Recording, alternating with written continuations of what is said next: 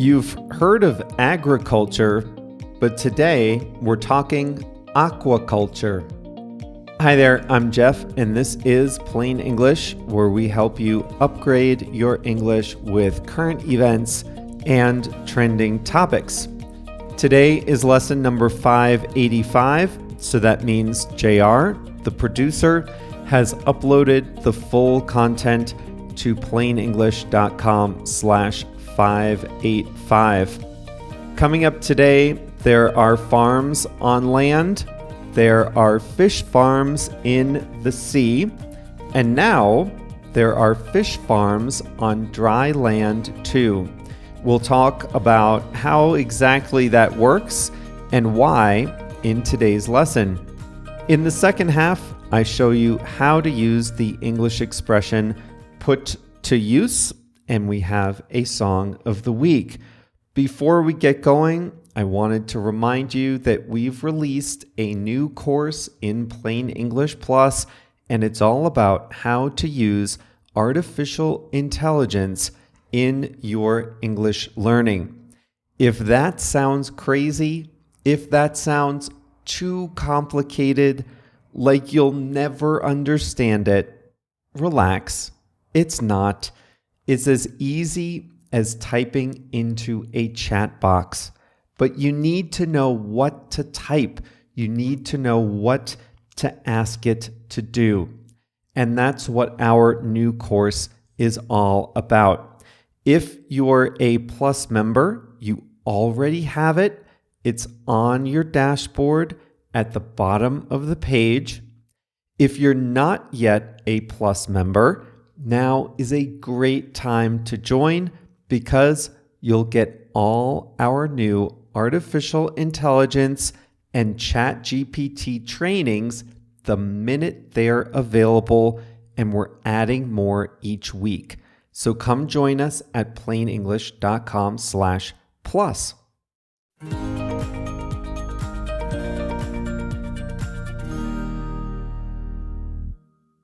Agriculture is the process of growing crops and raising animals on land with the specific purpose of producing food.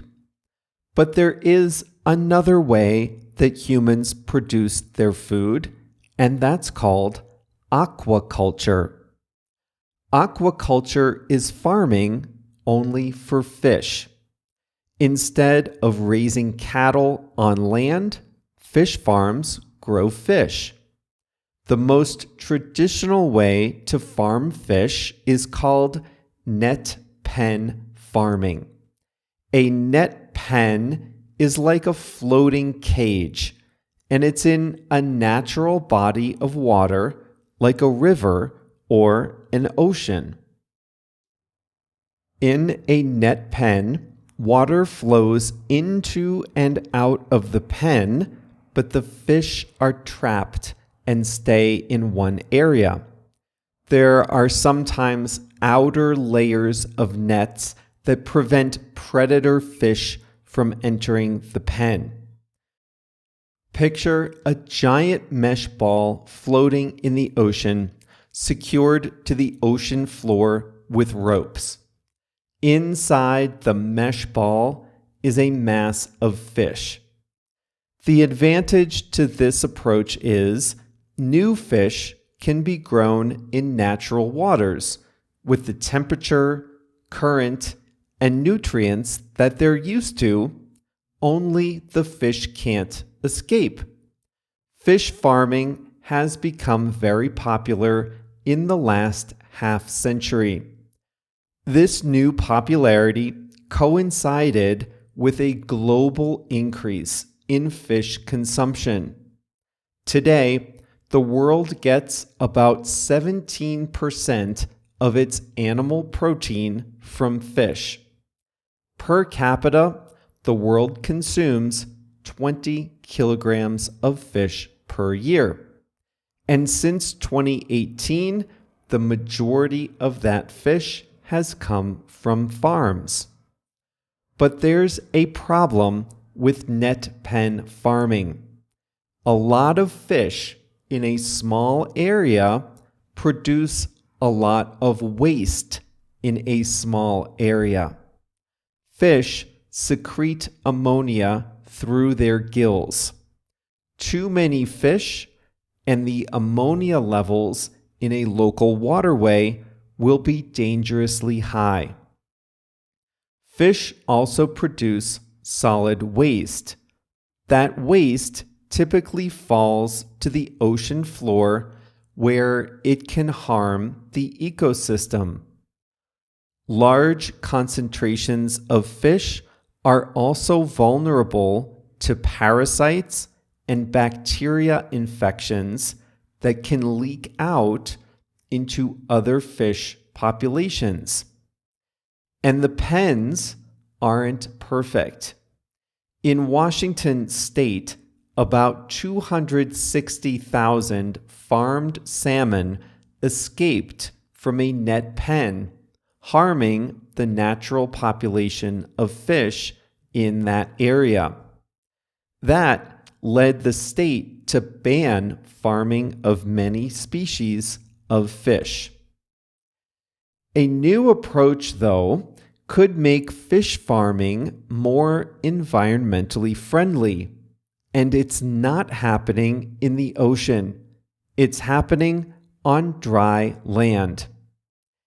A fish farm on dry land is a building with tanks inside of it. And the newest tanks are sophisticated enough to mimic the conditions that fish would typically find in their natural environment. Farmed salmon, for example, can practice swimming against a current in a tank. The water in the tanks can be carefully calibrated with natural salts to mimic the saline conditions in the ocean. Temperature can be carefully calibrated too. Without annoying things like weather and unpredictable currents, farmed fish can grow in ideal conditions for their entire lives, raising productivity. Their diet and health can be carefully monitored with cameras. If the fish are too hungry or even too stressed, then small adjustments in temperature and food can improve their conditions. Many fish migrate. They hatch in one set of conditions, and as they grow into adulthood, they migrate to other conditions. For example, salmon hatch in fresh, calm water. As they grow into adults, they learn how to swim against the current. And only as adults do they move into salt water. An inland fish farm can mimic this migration too. As fish grow to maturity, they can be transferred to other tanks with other sets of conditions. Inland farming also solves the problem of waste. Waste from fish in tanks can be extracted. Instead of polluting a waterway, the waste can be separated from the water and put to use, generating renewable energy or as fertilizer for other crops. The water can be consistently monitored, treated, and recycled. Farmed fish in tanks require far less water than farmed fish in oceans or rivers. There's another benefit. Many species of fish are very picky. They need to be grown in specific conditions that are not found just anywhere. So with traditional net pen farming, fish are farmed near their local habitat and then shipped around the world. That shipping is often by plane. But if sophisticated tanks can mimic local conditions, then farms can be located closer to consumers, reducing the cost and environmental damage of shipping fish around the world. New land-based aqua farms are not cheap. They require a heavy investment in infrastructure, the tanks, the tubes, the feeding systems, the water treatment facilities. That all costs a lot of money. There are also different expenses. While a net pen farmer might have to spend money on shipping, on antibiotics, and might waste money with unconsumed food, a land-based farmer would have to spend money on utilities, salts, and equipment maintenance. It's early days for land-based aqua farms, and the industry is still finding its feet. Still, there's momentum. A facility called Salten Smolt opened in far northern Norway. The 7,000-meter building can produce 8 million juvenile salmon each year. And Iceland is breaking ground on an enormous facility that will use geothermal energy to power its production.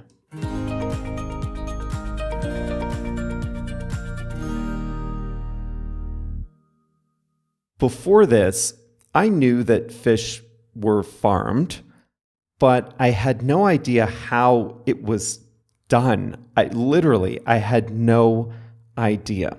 I didn't know about net pens. I certainly didn't know about dry land farming.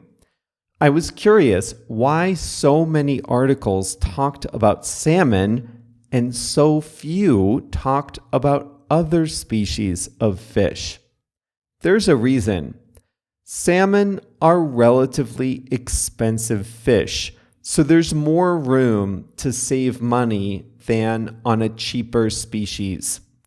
They're also very particular about their conditions, so the transportation savings are greater with salmon too.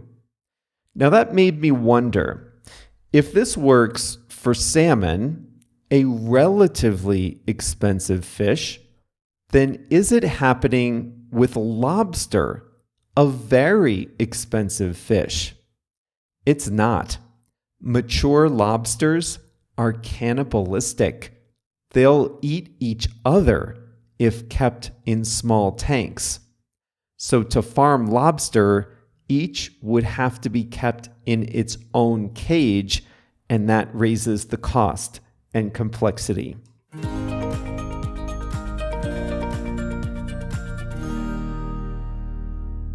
Today's expression is put to use.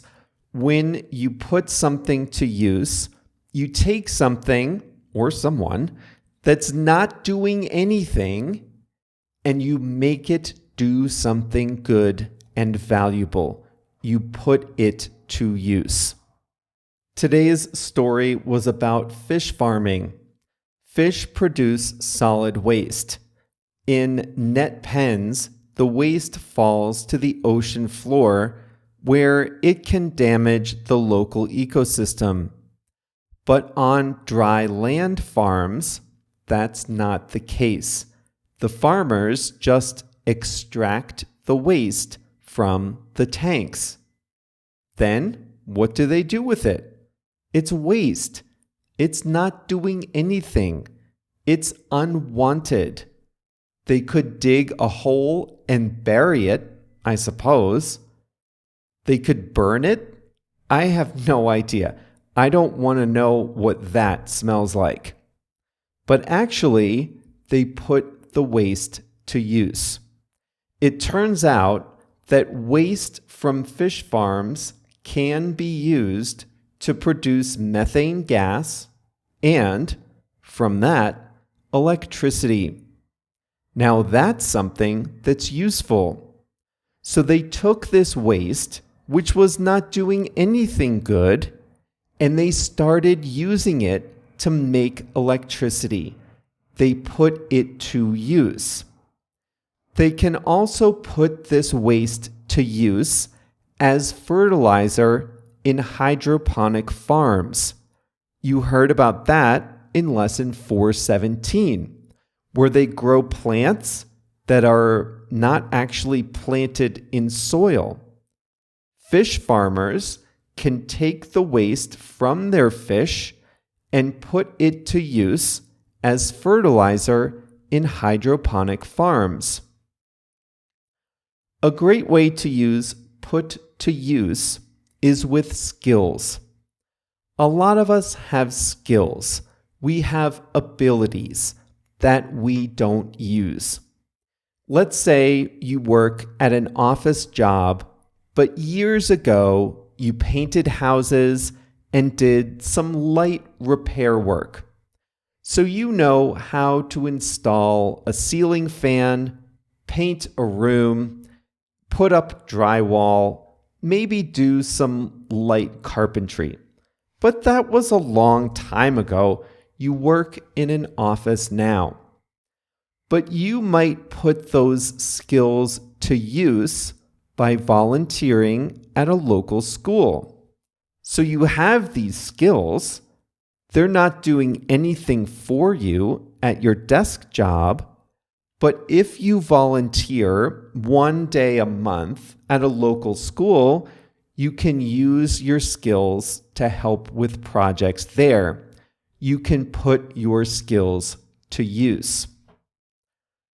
Have you ever been to a party or an event and you see the party or event organizer running around, doing lots of errands, starting to get overwhelmed? Here's something you can say in that situation. Put me to use. I'm standing here doing nothing. I'm useless, milling about, chit-chatting with people. I hate idle chit-chat. Put me to use. Use my abilities. Tell me to, bring out some new chairs or tables. Collect the empty glasses, whatever. Put me to use. Give me something useful to do.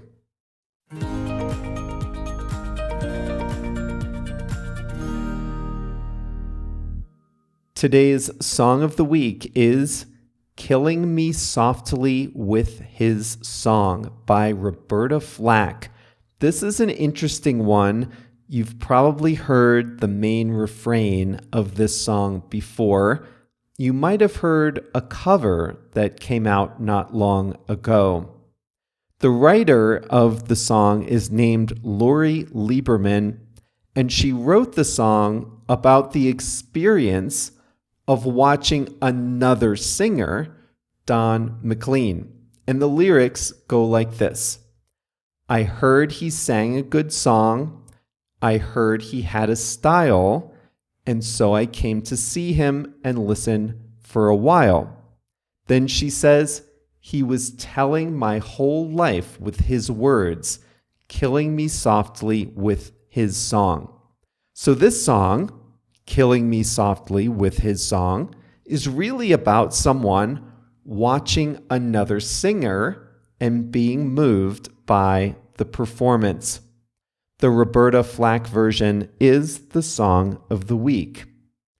And that's it. That's all for today's Plain English. I survived another science-based story. Congratulations to me for that. And congratulations to you for sticking with us for lesson 585. Remember, JR has uploaded the full content to plainenglish.com/585. And also remember that if you'd like to use ChatGPT and other artificial intelligence tools to upgrade your English, then come join us in Plain English Plus, where we are building out a special new course on artificial intelligence for English learning. The first modules are available now. The first one is about when to use ChatGPT and when to use Google Translate so that you can get the best results from your translations. The second module, and this is an interesting one, is all about the different ways you can ask ChatGPT to give you a translation.